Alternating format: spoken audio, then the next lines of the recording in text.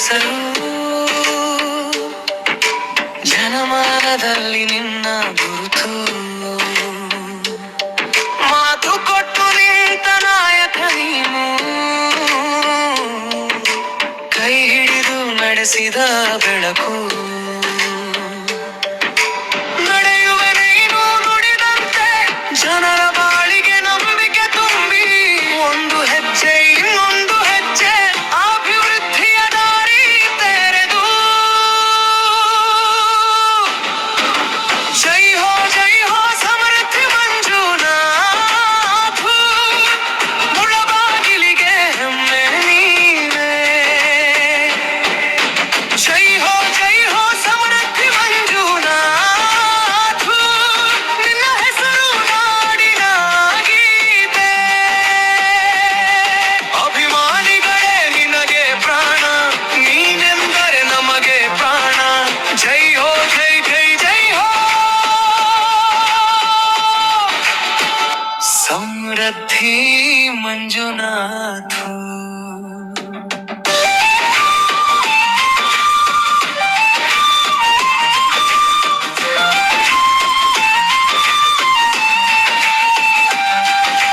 ರಸ್ತೆಗೂ ನಿನ್ನ ಹೆಜ್ಜೆ ತಲುಪಿತು ಗ್ರಾಮಕ್ಕೂ ನಿನ್ನ ಕೀರ್ತಿ ಬೆಳಗಿತು ಬದಲಾವಣೆ ಕಂಡ ಈ ನೆಲದಲ್ಲಿ ನಿನ್ನ ಕೆಲಸವೇ ಸಾಕ್ಷಿಯಾಯಿತು ಜನರ ನಗು ನೀನು ತಂದೆ ಆಶೆಯ ಬೆಳಗು ನೀನು ತಂದೆ ಸತ್ಯದ ದಾರಿಯ ಮೇಲೆ ಮುಂದೆ ನಡೆದೆ ತೋರಿಸಿದೆ ಜೈ ಹೋ ಸಮೃದ್ಧಿ ಮಂಜುನಾಥ ಮುಳಬಾಗಿಲಿಗೆ ಹೆಮ್ಮೆ ನೀನೇ ಜೈ ಹೋ ಸಮೃದ್ಧಿ ಮಂಜುನಾಥ ನಿನ್ನ ಹೆಸರು ನಾಡಿನ ಗೀತೆ ಅಭಿಮಾನಿಗಳೇ ನಿನಗೆ ಪ್ರಾಣ ನೀನೆಂದರೆ ನಮಗೆ ಪ್ರಾಣ ಜೈ ಹೋ ಜೈ ಹೋ ಸಮೃದ್ಧಿ ಮಂಜುನಾಥ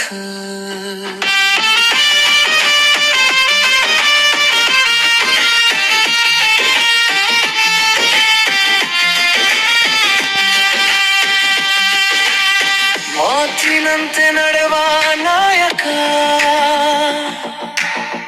ಮನದಂತೆ ಸೇವೆ ಮಾಡಿದವನು ಇಂದು ನಿನ್ನ ಹೆಸರೇ ಮೆರಗು ನಾಳೆಯ ಕನಸಿಗೆ ದೀಪವಾಗು ಜೈ ಹೋ ಸಮೃದ್ಧಿ ಮಂಜುನಾಥ ಮುಳಬಾಗಿಲಿಗೆ ಹೆಮ್ಮೆ ನೀನೇ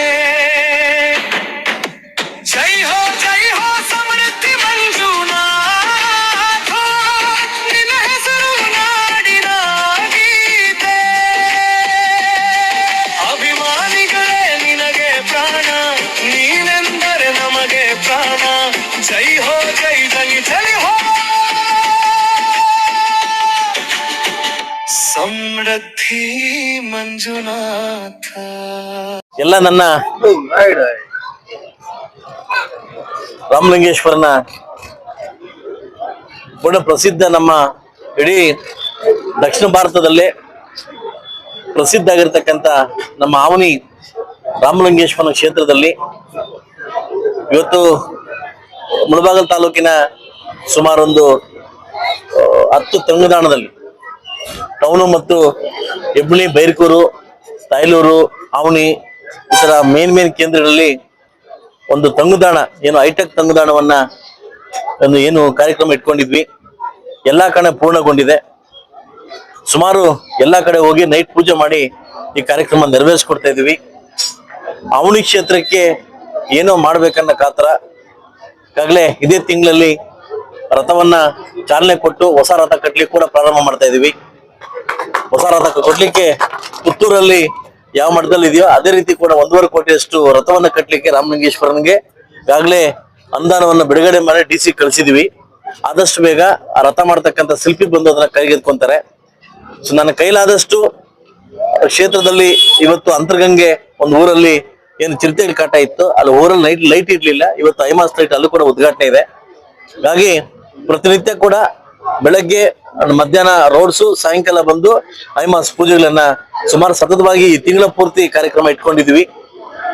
ಸೊ ಇನ್ನ ಮುಂದಿನ ದಿವಸ ಕೂಡ ಹೊಸ ಕಾರ್ಯಕ್ರಮಗಳಿಗೆ ಚಾಲನೆ ಕೊಡೋ ಮುಖಾಂತರವಾಗಿ ನಮ್ಮ ಪಥ ಅಭಿವೃದ್ಧಿ ಕಡೆ ಅಂತ ಹೇಳ್ತಾ, ಇನ್ನು 2 ವರ್ಷಗಳ ಕಾಲ ಅವಧಿ ಬ್ಯಾಲೆನ್ಸ್ ಇದೆಯೋ ಉತ್ತಮವಾಗಿ ಕೆಲಸ ಮಾಡಲಿಕ್ಕೆ ಶತ ಪ್ರಯತ್ನವನ್ನ ಮಾಡಿ ಮುಳಬಾಗಿಲಿನ ಧ್ಯೇಯ ಅಭಿವೃದ್ಧಿ ಕಡೆ ತಗೊಂಡು ಹೋಗ್ಲಿಕ್ಕೆ ನನ್ನ ಧ್ಯೇಯ ಅಂತ ಹೇಳ್ತಾ ಅವಕಾಶ ಕೊಟ್ಟಿದ್ದಕ್ಕೆ ನನ್ನ ಅವನಿ ಪಂಚಾಯತಿ ಎಲ್ಲ ಮುಖಂಡರುಗಳು, ಇವತ್ತು ಎಲ್ಲ ಮುಖಂಡರು ಸೇರಿ ಈ ಕಾರ್ಯಕ್ರಮಕ್ಕೆ ಬಂದಿದ್ದೀವಿ. ನಮ್ಮ ಜೊತೆ ಮಾಧ್ಯಮ ಮಿತ್ರರು ಮತ್ತು ಎಲ್ಲ ಸಾರ್ವಜನಿಕರಿಗೆ ಬಂದು ಒಂದು ಆಶೀರ್ವಾದ ಮಾಡಿದ್ದಾರೆ. ಸೊ ಮುಂದಿನ ದಿವಸ ಒಳ್ಳೆ ಅಭಿವೃದ್ಧಿಗೆ ಒತ್ತು ಕೊಡ್ತೀನಿ ಅಂತ ಹೇಳ್ತಾ ನನ್ನ ಮಾತು ಮುಗಿಸ್ತೇನೆ.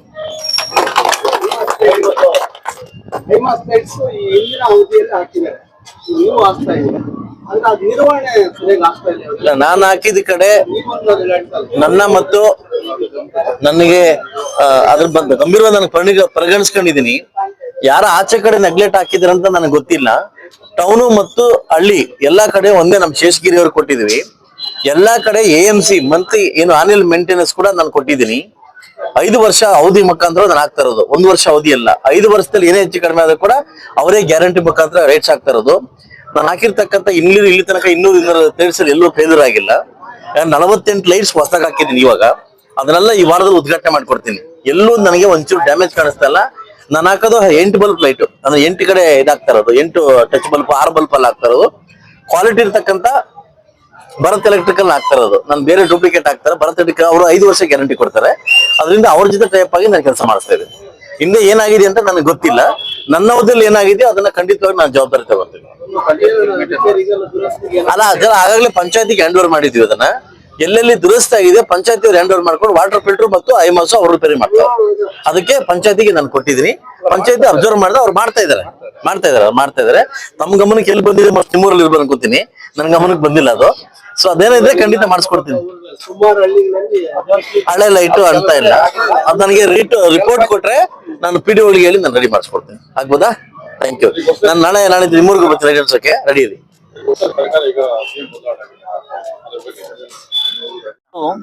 ಸಾರ್ವಜನಿಕವಾಗಿ ಗೊತ್ತಾಗ್ಬೇಕಂತ ಒಂದು ವಿಷಯ, ನೀವೇ ನೋಡಿದಿರಿ ಈ ಹಳ್ಳಿ ಎಷ್ಟು ಅಗೌರವಾಗಿದೆ ಅಂತ. ಬೆಟ್ಟದ ತಪ್ಪಲಲ್ಲಿ ಎಷ್ಟು ಹೀನಾಯವಾಗಿದೆ ಅಂತ ನೋಡಿರ್ಬೋದು. ಬರ್ಲಿಕ್ಕೆ ರೋಡ್ ಇಲ್ಲ, ಒಂದು ಲೈಟ್ ಇಲ್ಲ, ಕುಡಿಲಿಕ್ಕೆ ನೀರಿಲ್ಲ.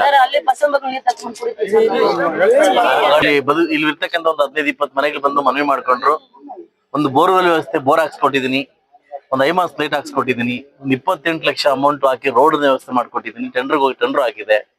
ಅದ್ರ ಸ್ವಲ್ಪ ಖಾಸಗಿ ಸಮಸ್ಯೆ ಇರೋದನ್ನ ಒಂದು ವಾರದಲ್ಲಿ ಬಗೆಹರಿಸಿ ರೋಡು, ನೀರು ಮತ್ತು ಕರೆಂಟ್ ವ್ಯವಸ್ಥೆ ಮಾಡ್ಕೊಟ್ಟಿದ್ದೀನಿ. ಆ ಕರೆಂಟ್ ಮತ್ತು ಬೋರ್ ಹಾಕ್ಸ್ಕೊಟ್ಟಿದ್ದೀನಿ. ರೋಡ್ ವ್ಯವಸ್ಥೆ ಮಾಡ್ಕೊಡ್ಬೇಕು. ಈ ಊರೊಂದು ಇದೆ ಅನ್ನೋದೇ ಎಲ್ಲರೂ ಮರ್ತೋಗಿದ್ದಾರೆ. ಈ ಪಂಚಾಯತಿದಲ್ಲಿ ಒಂದು ಊರಿದೆ ಮರ್ತೋಗಿದ್ದಾರೆ. ಸೊ ಅಂತರ್ಗಂಗೆ ಅನ್ನೋ ವಿಚಾರದಲ್ಲಿ ಬಂದಾಗ ಇದು ತುಂಬಾ ಹೀನ ಪರಿಸಲಿತ್ತು. ಈಗ ಇದನ್ನೆಲ್ಲ ವ್ಯವಸ್ಥೆ ಮಾಡ್ಕೊಟ್ಟಿದ್ದೀನಿ. ಇನ್ನೂ ಕೂಡ ಮೂಲ ಸೌಕರ್ಯ ಇದ್ರೆ ಖಂಡಿತವಾಗಿ ವ್ಯವಸ್ಥೆ ಮಾಡ್ಕೊಡ್ತೀನಿ. ನನ್ನ ಸಾರ್ವಜನಿಕರು ಮತ್ತು ಈ ಊರವರು ಎಲ್ಲ ಅವ್ರ ಮಂತಿಗೆ ಹೋಗ್ಬಿಟ್ಟು ಈ ಕೆಲಸ ಮಾಡ್ಕೊಟ್ಟಿದ್ವಿ. ಇದಕ್ಕೆ ಸಂಬಂಧಪಟ್ಟ ಹೆಲ್ಪ್ ಮಾಡಿರ್ತಕ್ಕಂಥ ಎಲ್ರಿಗೂ ಥ್ಯಾಂಕ್ಸ್ ಹೇಳ್ತಾ ಊರ ಎಲ್ರಿಗೂ ಒಳ್ಳೇದಾಗಿ ಅಂತ ಕೇಳ್ಕೊತೀನಿ.